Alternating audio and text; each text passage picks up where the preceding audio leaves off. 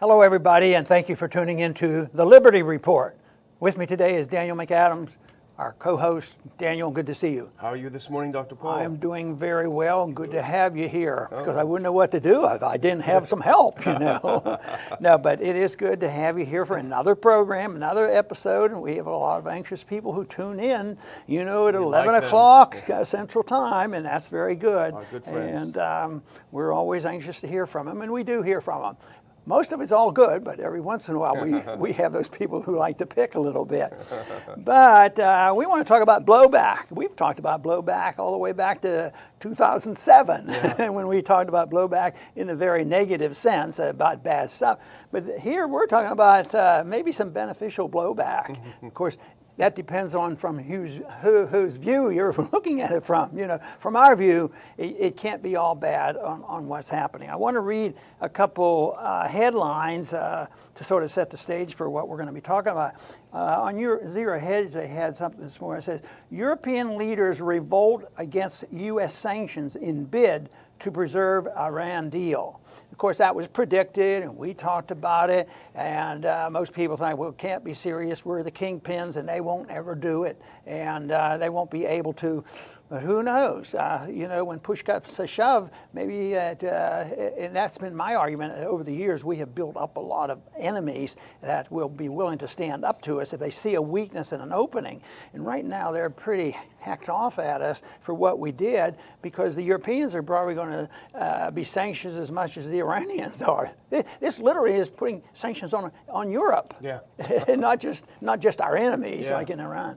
But there's another quote from AFP News. I want to read this. It says, EU leaders met their counterparts from 6 Balkan countries for summit talks at Sofia. A day after dinner that sought to forge a united front in face of U.S. President Trump's capricious assertiveness on Iran nuclear deal and trade tariffs. And I read also that a European leader was quoted as saying, you know, we have to realize that Trump does not respect weakness. So regardless of how they may have thought years ago in dealing diplomatically, it's in their mind, we can't look weak. And if it's just a charade, that's okay. But I think they're serious about it, and I don't think they want to look weak. So if they say something, I think they're more serious than they have been in the past. Yeah, and I think, you know, we both, when we were talking about it before the show, we were kind of raising our hands happily because it is kind of a silver lining from our perspective to see this emerging rift, this emerging split between the U.S. and EU. It can only be good news for us, non-interventionists. But this has actually come out in the open because Donald Tusk, the president of the the EU president, had a tweet, and I think we have it here, we can bring it up. He is not holding back. Look at what he tweeted. He said, looking at latest decisions of Donald Trump, someone could even think, with friends like that, who needs enemies? But frankly, the EU should be grateful. Thanks to him, we got rid of all illusions. We realize if you need a helping hand, you will find one at the end of your arm. There you go. Applause. It's great news. They're frustrated. They're upset with the way the Trump administration does its foreign policy. We are too, in a way, but in this case, it's actually turned out to have kind of a silver lining. Right, and you know, there's another article, and we've talked about this many times, about what will this ever do to the dollar. So far, it hasn't done a thing. The dollar, matter of fact, has been going down for a long time, but the last 3 or 4 weeks, it's been going up. So this recent news hasn't hurt, but we continue to hear the news, and because they can't undermine a reserve currency overnight, it's what happens long term on a currency. But there's a headline, the EU to ditch dollar for Iranian oil. And the Iranians are always looking for a way to sell their oil. And I think they have had one contract written. So that is still out in the news. And that is something that our government never ignores because we have to have the military power to run the empire, but we also have to control the world fiat currency because you don't control a gold standard unless you're abusing it. But when you have a fiat standard, the control is everything, and the control is, of course, the Federal Reserve plus the deep state. You know, they serve more people than just the 12 people in the Federal Reserve. It's the people who need the money, which means all the bankers are involved. So this is a big thing if there's a challenge to the dollar, because there's been many times that we've talked about it. You know, it had probably something to do with getting rid of Saddam Hussein and Gaddafi, and even it to some degree is involved in Syria. But I think this is persistent, and if they just even nibble away at it, because right now there's a lot of contracts still written in dollars, and they probably will go through. I mean, it isn't the end of that like tomorrow, but that long term I think is significant. So I think we're going to be reading and trying to understand fully what the ramifications have been on this breakdown of this agreement, and how Trump is going to handle it. That makes all the difference in the world. Now, the Europeans look at Trump and said, he doesn't like weakness, and we better not appear weak. But in some ways, some of them might get a little bit of encouragement because Trump is this, and then all of a sudden he'll back off. I mean, look, not too long ago it was bomb in North Korea, and now he's talking, but now we don't know where we are now that we have Bolton involved there. But it's something that I think we're going to be looking at for a long time, the ramification, because that was a major move. Everybody was warned about it. In this instance, Trump was consistent in his announcement during the campaign, and that was to void that agreement and get us out of it. So we have a long way to go to smooth this over. I wanted to go back to something you said earlier that I've been fascinated and I don't understand well enough. I know you understand it much better than I do. But the possibility of Iran and the EU trading in euros, selling oil in euros rather than the dollar. Do you think that's possible, or do you think it would be significant if they were able to make that shift? Oh, I really think so, because on occasion you have a sale, but the people who control the international banking system is the United States and the dollar. And of course, we had this major agreement back after World War II with the Saudis that they would agree, and they were essentially the producers of the world, that they would always sell their oil in dollars. But the world has changed now. And no, I think it's very feasible. I think they're preparing for it. The Chinese would like a Chinese oil yuan, and they're working in that direction. So yes, I think that's going to happen. The only thing that I would like to see happen, if the Europeans get really upset and want to smooth things over, they shouldn't be hostile to Russia. I mean, they have to. It is the United States that's driving the hostility. And I think the hostility we heard about, over Ukraine and others coming from Europe was orchestrated by us. But then you have to factor in again the NATO issue. NATO would be weakened by an independent EU. But then again, we may cheer about this and seeing this as a good division, and maybe just let our troops come home. But the whole thing is I've never believed the European Union is so good. I mean, we were cheering the British when they got out of the European Union. And here now they're talking about going to the Balkans and trying to get new members in there. There's the people who want to do that. And the Balkans want in, but I'm sure they don't want in to come and help defend the United States. That is interesting because that is a shift. And NATO EU is also splitting in a way because of that. NATO went in there fast and got the Balkans. Albania is a member. Montenegro was the most recent member, a country that doesn't contribute anything substantial to NATO's ability as a military alliance. But then you have the EU, and this, in fact, you started out the show with this comment, this summit down in Sofia. Well, Jean-Claude Juncker, who's the EU Commission chief, here's what he said down there. Without a European perspective, the Balkans risk falling back to the misfortunes we saw in the 1990s. So there's clearly, I think, an EU push toward the Balkans, not necessarily for membership right away, because there's a lot of problems, financial being one of them. But, we had a piece that we put on our website that Jim Jatras, who we mentioned yesterday, our friend, did about how some Beltway think tanks are also saying, we got to get the Balkans in.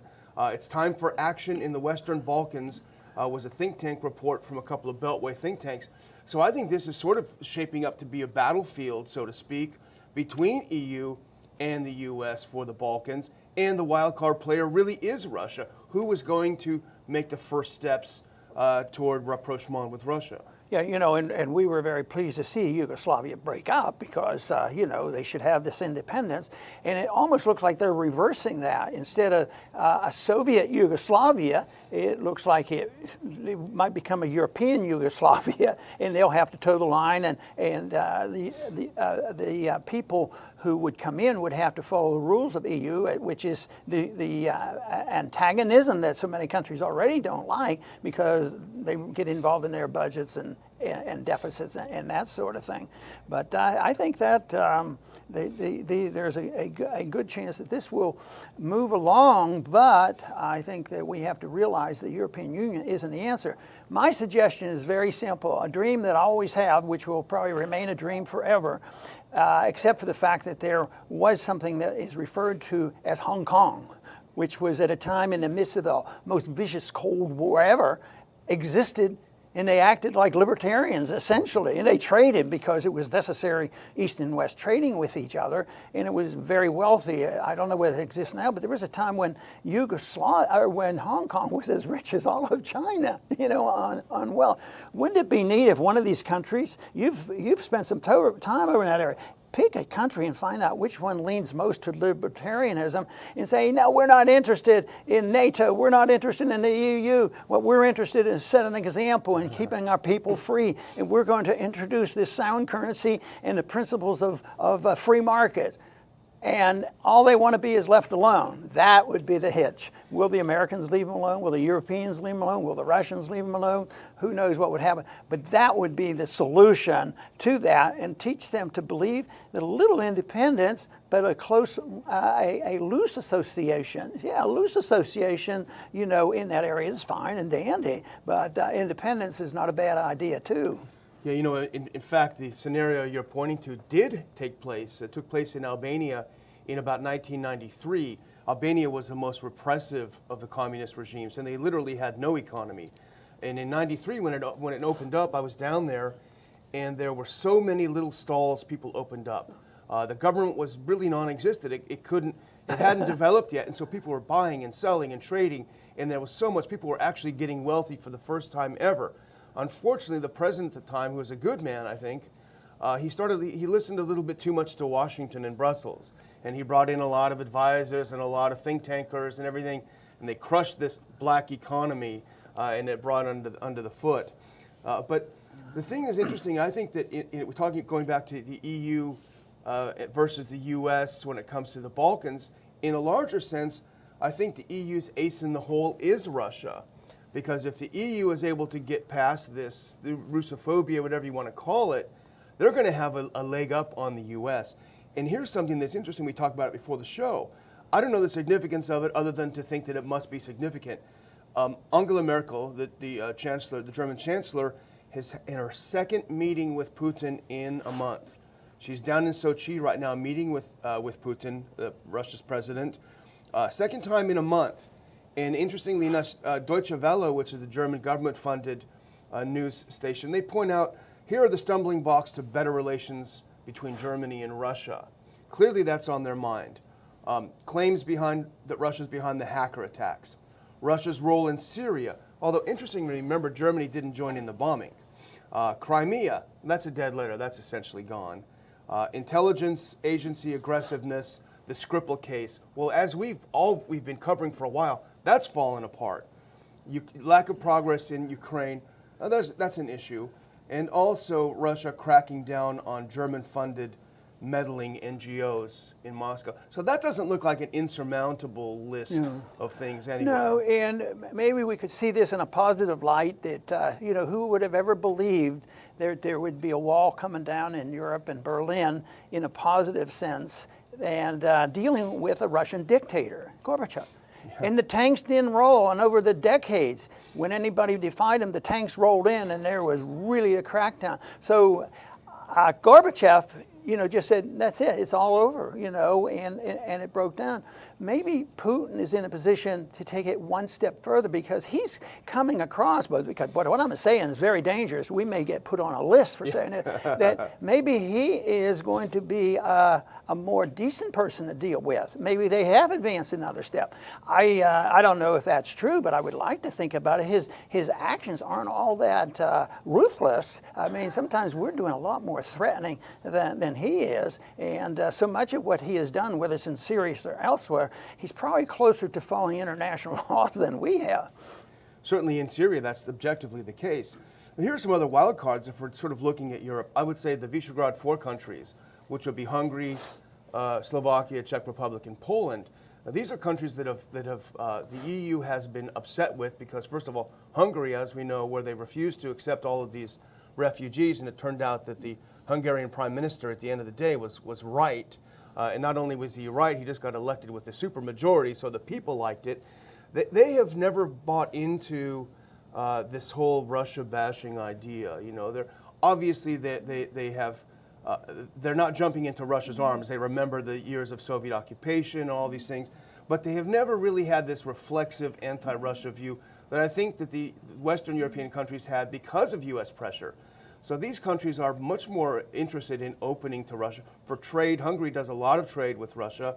It's important trade. So I think that is an interesting wild card when you're looking at how the chips are falling. And you know, even under today's circumstances, there has been a lot of fighting and division and attacks on Russia, but they still sell their gas. The gas is still flowing through there. I mean, they could turn all that off. Wouldn't help Russia and wouldn't help the Europeans, but they still, I think what happens is the demagogues in government, ours and elsewhere, and UN does it too, they have to speak to and appeal and appease some of the hardliners. Even Iran has to do that. You know, there'll be hardliners and they might have to say something. So that is what we hear sometime. But I think the important thing is moving in the right direction. For us as Americans, we should not say, "Oh my goodness, we'll have to wring our hands." You know, the treaty broke down, and we're having all this bad blowback, and now the Europeans don't like us anymore. How horrible! How horrible! Well, maybe we should think about America and think about it in different terms. That, you know, friends with people, trade with people, you know, and do this thing. And I always get back, so often we get accused of, you guys just want to be isolationists. No, it's very much intervention, but it's voluntary intervention. And it's a economic intervention where everything is done voluntarily on both sides. And under those conditions, both sides benefit too. This whole idea that, you know, whether it's trade policy, one side benefits, the other side suffers. In true free markets and free trade, both sides benefit. And that's why free trade is anti-war, you know, because in a way, that's why Russia is still selling oil to Europe, because it's beneficial to them. And that's why the European Union is coming out and saying, we might even have to defy, you know, our protectors, the United States. Maybe we don't need them. Maybe they're getting us into more trouble